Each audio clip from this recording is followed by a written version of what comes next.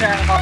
Yeah. You having a good time on all that? Yes, it's very fun because everybody's very nice and very funny. Well, I want to be in like a fashion designer. I love to draw like girls. I don't really draw guys. So, I did something special for you. Wow. It's hard, Are you a stand-up comedian? Yeah, well, my dad saw like an article that, kids could do a comedy camp at the Laugh Factory. Right. So it was like for 6 weeks or something, like Arsenio Hall came on and he would like critique your act. Right. And Richard Pryor came on. Wow. So that was really cool. He was so neat. How cool is it to have your own show? It's so cool. It's like my family here because when I did all that, it was the show I did before the show. It's the same cast, well, not the cast, but the crew. So it was just really nice. It's like my family here.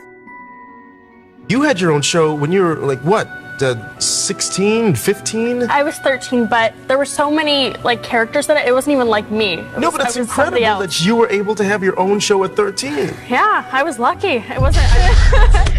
No, but it's so interesting how when you're a kid, you're sort of always like the Girl Scout or, whatever. Right. And as you get older, everybody sort of wants to instantly slut it up. Right. And it's sort of nice to actually go as something sort of funny or whatever. I don't know, but do you have any tips? I never went out as a slutty. Well, I was one that's year. good. One year I was the naughty librarian. My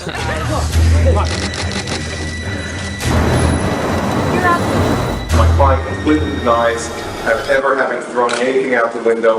I will shoot you in the face, but with an ugly insult. So, like, congratulations.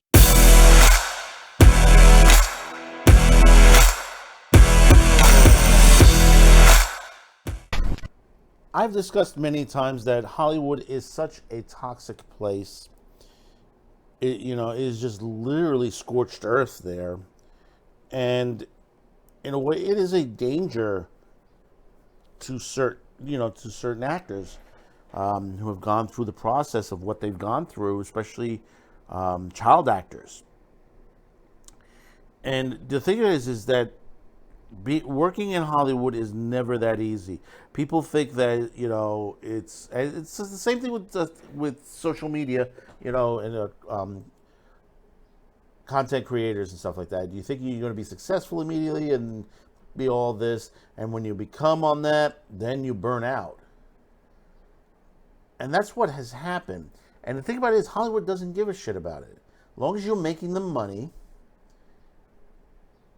and basically, that you're constantly bringing in what they want, they're just going to turn a blind eye to the things you do off to the side. And this is not something new. This has been going on for decades.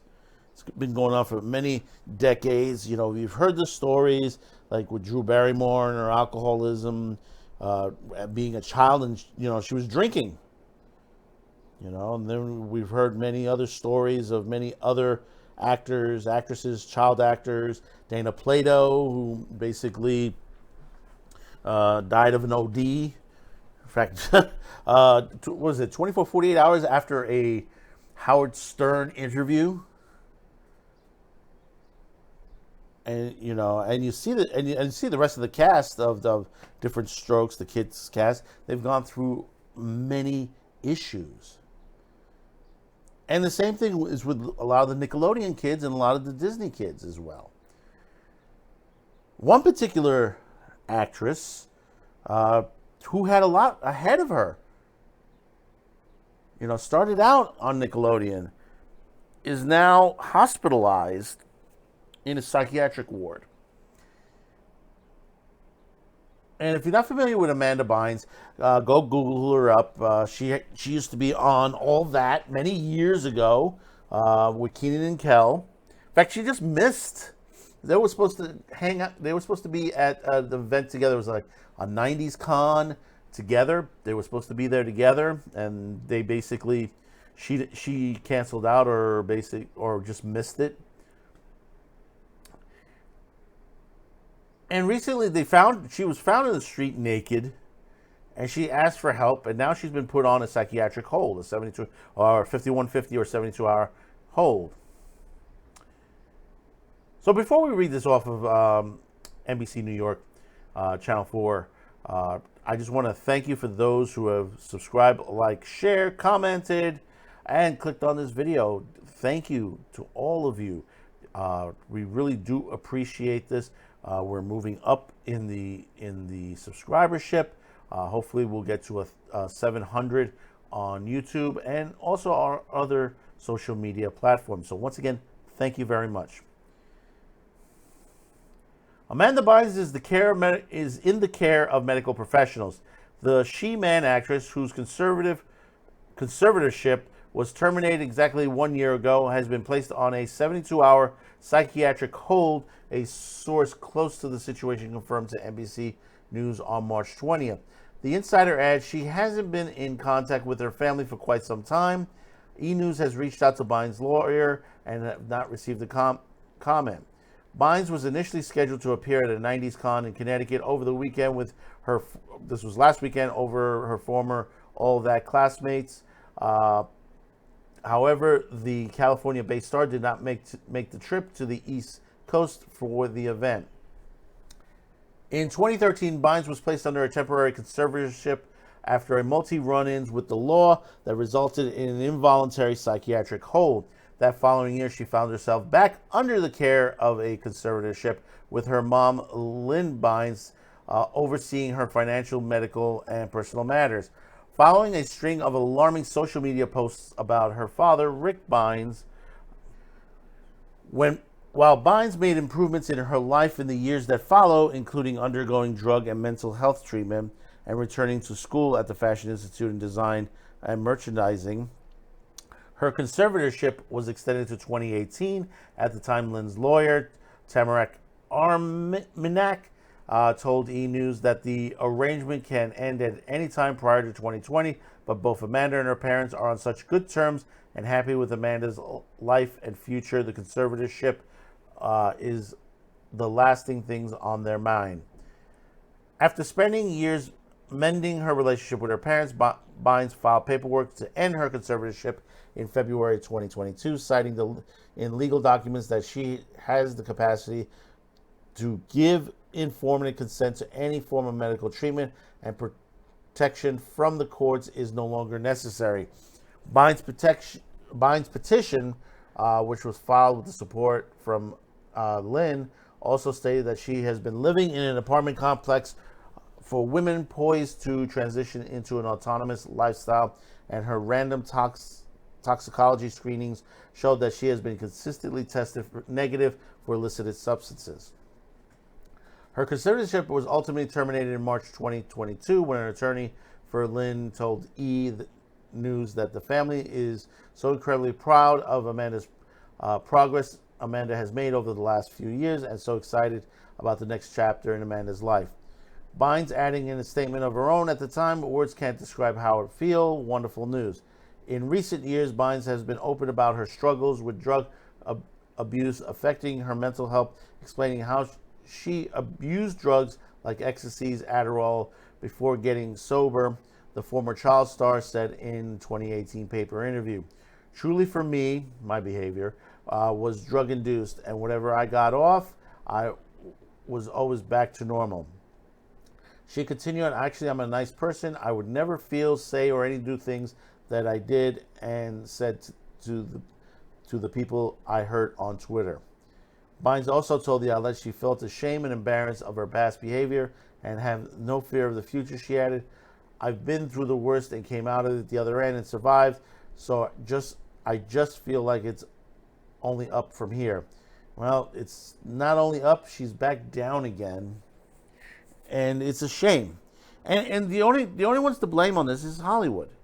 It's Hollywood itself, the way they've treated all of these child stars. The one thing that, you know, a lot of these the actors unions and all the studios and stuff like that, they don't sit there and says, hey, what happens when my star burns out? Is there anything I could do to help them from not burning out? You know, and the thing is, the pressing hours and stuff like that. I mean, for child stars, there are laws, but, you know, they curtail them by going outside the U.S. or figuring out something, you know, to do separately that wouldn't violate the law, but get the work done. And this is a constant happening on there. And, you know, when you see, and perfect example, when you see Cuties on Netflix, you see how those girls in France, you know, that what they were doing and gyrating and stuff like that. That's stuff you don't do with 10-year-olds. You know, that's stuff you don't do with them. You know, what happens as they get older, you know, and go through this? And did anything happen during the production? And I still ask to this day, where are those audition tapes? Where are those hundreds of audition tapes of 10-year-old girls? You know, probably on the dark net. But like I said, there have been many actors, actresses that have gone through this. And it's just been brushed aside by the industry. You know, it's the same as if you go back, all the way back to Bela Lugosi, you know, as one example on there, you know, at the end of his life, well, toward the end of his life, you know, basically he was shunned aside because of all the drug use that he did, and the unions in the studios were no help to him. You know, if it wasn't for friends, you know, he wouldn't get through with some of the stuff, but he still passed away. You know, how many more actors or actresses have to pass away from drug use, suicide, you know, basically DUI crashes? You know, how many more do we need on there? How many more, you know, Dana Platos do we need? How many more, you know, Amanda Bynes do we need, you know, to just say we need to regulate these situations. We need to push, you know, for better rules in the industry. You know, even here on, you know, YouTube and stuff, you've seen a lot of these YouTubers burn out. We've seen some of them commit suicide. Some of them young. This has happened. You can't burn out. You know, when I get to a point where I need to take time, I'll make a couple of videos, a couple of quick ones, or at least a week or two, and I'll pop them up there for my health.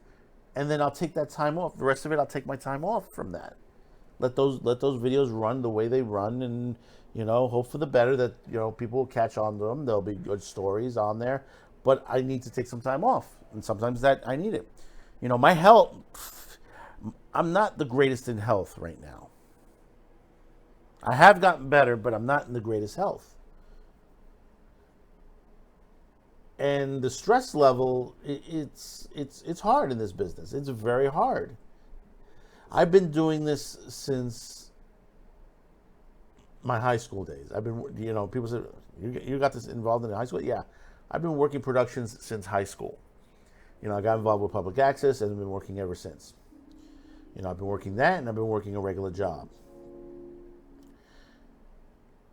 And it's never been easy. It's never been easy. You know, especially when you don't have a major crew. I had friends who worked with me. When I got to trade school, I had people who stayed on with me at the end of trade school for a while. And we had some good shows, had some fun shows.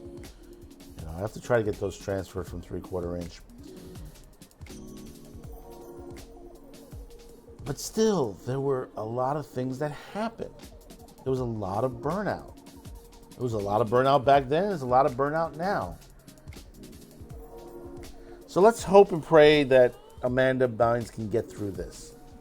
She needs all the help that she can get and try to figure out what's wrong now. I mean, it could be depression. It could be total depression. You know, she's come down, or has she gotten a relapse? It's a good possibility. So you tell me in the comments below your thoughts about this. Don't forget to hit that like, subscribe, share, and we'll see you on the next video. Thank you for tuning in. Thank you for clicking on this, and bye-bye now.